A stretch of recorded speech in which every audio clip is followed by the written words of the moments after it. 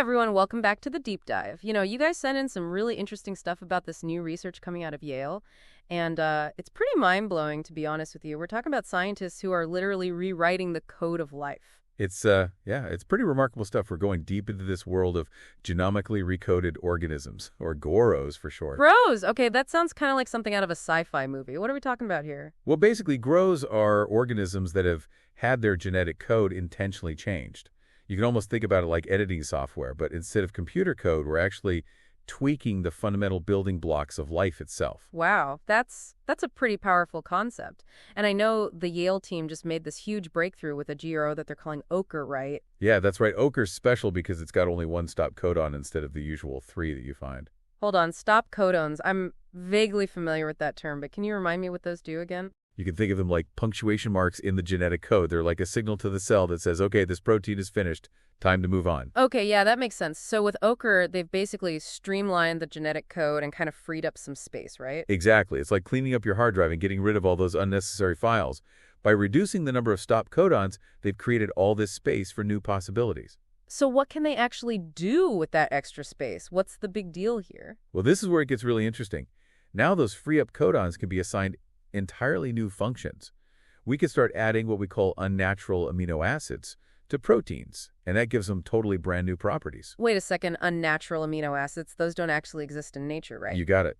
And by using these unnatural amino acids, it's like we can design proteins with capabilities that we've never seen before in nature. Okay, I'm starting to see where this is going. This could be huge. But before we get into all the potential applications, I think you mentioned that this wasn't the Yale team's first GRO.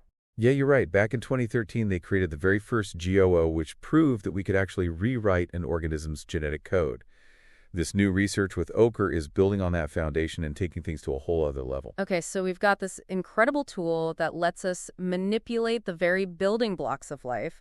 What doors does that open? What are we talking about in terms of real-world applications here? Oh, the possibilities are pretty much endless. One of the most promising areas is in something called biotherapeutics, which are basically protein-based drugs. Ah, I see where you're going with this. We're talking about designing better medicines, right? Medicines that are more effective and have fewer side effects. Exactly. Imagine medicines that are super targeted, so they only go where they're needed and they last longer in the body, so you need fewer doses. And fewer unwanted side effects, too. That would be a total game changer for a lot of people. But what about outside of medicine? Are there other things we could do with these designer proteins? Oh, this is just the beginning. Think about creating new biomaterials, things like plastics or fabrics, but with totally new properties. We could design materials that are stronger, lighter, more conductive. The possibilities are pretty much endless. Wow, so we're not just talking about revolutionizing medicine, but entire industries. That's incredible. It is. And what's even more exciting is that this isn't just theory. There's a company called Bio that's already working on commercializing these discoveries. So this technology is moving from the lab out into the real world pretty quickly. It makes you wonder about the ethical side of things. Where do we draw the line? What are the risks involved here? You're right to ask those questions. It's both exhilarating and a little daunting to think about this power we have to manipulate life at its most fundamental level. That's a great way to put it. This is groundbreaking stuff, and I think we need to take a closer look at the potential benefits and the risks as well. So it's pretty amazing to think we're not limited by just the building blocks of life that already exist. We can actually make our own. What are some ways that these unnatural amino acids could be real game changers? I mean, what could we actually do with them? Well, imagine being able to fine-tune how a protein works, like really dial it in ways that we never could before.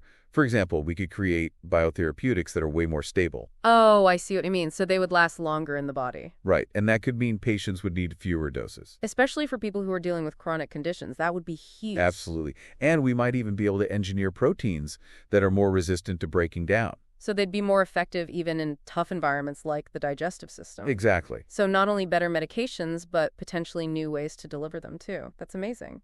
What about outside of medicine, though? You mentioned biomaterials earlier. Are there any specific breakthroughs that come to mind? Well, let's think about conductivity for a minute.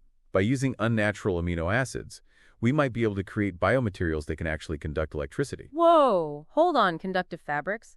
Electronics that could biodegrade? That's mind-blowing. It is pretty wild, right? We might even be able to develop materials that can heal themselves, or materials that could change how they behave depending on what's around them. It sounds like materials science is about to go through a total revolution, but all of this amazing potential comes with a big question mark, right? What about the risks? You said earlier that it's a little bit daunting to think about this power that we have. Yeah, it is. We have to be really careful. One of the biggest concerns is biosecurity. We're talking about creating organisms with entirely new capabilities, and we need to be absolutely sure that they don't pose any kind of threat to human health or to the environment. That makes perfect sense. So what are scientists doing to make sure that doesn't happen? What kind of safeguards are there? Well, there are a few different strategies that researchers are exploring. One idea is to make these grooves dependent on special nutrients that you wouldn't find out in the natural world. So if they escaped from the lab, they wouldn't be able to survive on their own. Exactly. That's reassuring.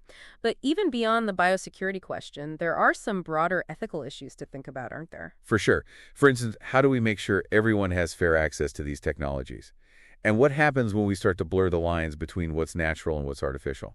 Those are some really big questions. It feels like we're entering uncharted territory here, and we need to be ready for the challenges that might come up. It's a brave new world, for sure, and we all have a responsibility to make sure it benefits humanity as a whole. It feels like we've only just scratched the surface of this topic. It's so complex, and there's so much to think about.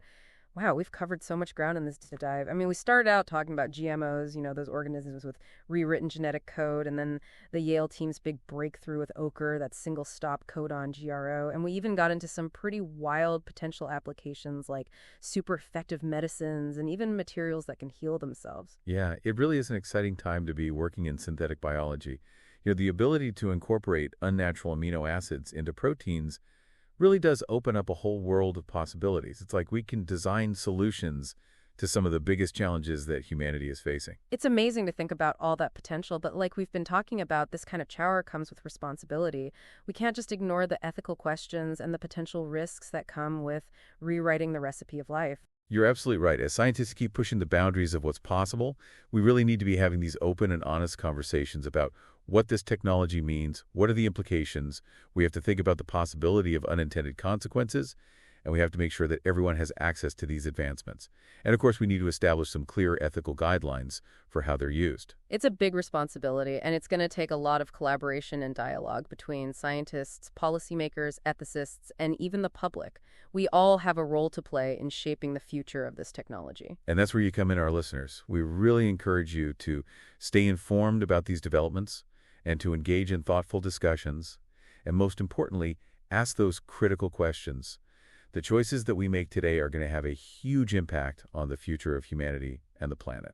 This deep dive has been an incredible journey. We started with the nuts and bolts of the genetic code and then explored the potential of unnatural amino acids. I mean, it's really remarkable to think about the transformative power of synthetic biology and the responsibility that comes along with it. It's a field that's just bursting with possibilities, and I can't wait to see what the future holds. And that wraps up this episode of The Deep Dive. Thanks for joining us on this incredible exploration.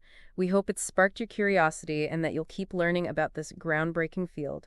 Until next time, keep diving deep.